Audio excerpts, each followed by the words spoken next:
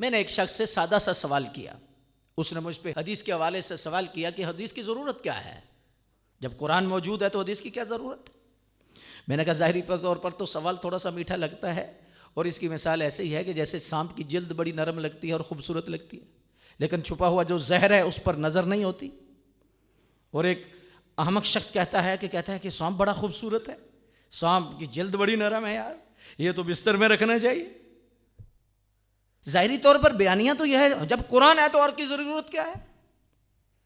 मैंने उसे कहा कुरान शरीफ की कोई आयत भी आप ले लीजिए, मसलन वइज़ा लक़ुल्लज़ीना आमनू क़ालू आमन्ना वइज़ा ख़लऊ इला शयातीनिहिम, ये कुरान है।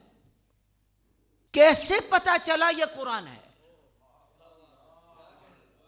कैसे पता चला, सोर्स क्या है, क्या सोर्स है, ज़बान नबुव्वत। तो ज़बान नबुव्वत से निकले हुए जुमले को ही तो हदीस कहते हैं। हुजूर फरमा रहे हैं ये कुरान है, अल्लाह की वही है, तो हदीस पर एतबार करेंगे तो कुरान पर एतबार होगा ना। जब हदीस पर एतबार नहीं तो कुरान का क्या माखज़ है, क्या सोर्स है कुरान का। तो इसलिए हदीस का वो इनकार किस लिए करते हैं कि उनका हमला असल में पीछे उन्होंने जाना है। सबसे पहले कहां से शुरू हुए, मौलवी से शुरू हुए, फिर वली पे पहुंचे, फिर सहाबा पे पहुंचे, फिर हदीस पे पहुंचे, फिर कुरान को मुश्तबे किया कि ये कुरान शरीफ तो जब इकट्ठा हुआ है तो पता नहीं कितने बंदे थे, किसी को याद रहा या ना रहा।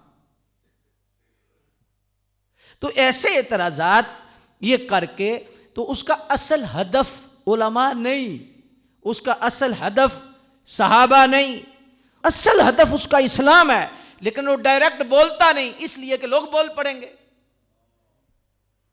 और लोग कहेंगे कि तू क्या कह रहा है, लोग कहेंगे कि तू हदीस का इनकार कैसे कर रहा है। इसलिए हम अपने लोगों को कहते हैं भी जो सबसे पहला दरवाज़ा है इसी क्रॉस नहीं करना कि जहां उलमा की बेअदबी वाले लोग पैदा हों, फरमाया उनको समझाइए, वे नहीं, ऐसा ना कीजिए, ऐसा ना कीजिए। ये पहला दरवाज़ा है, जब ये खुलता है तो फिर आगे दरवाजे खुलते जाते हैं, खुलते जाते हैं।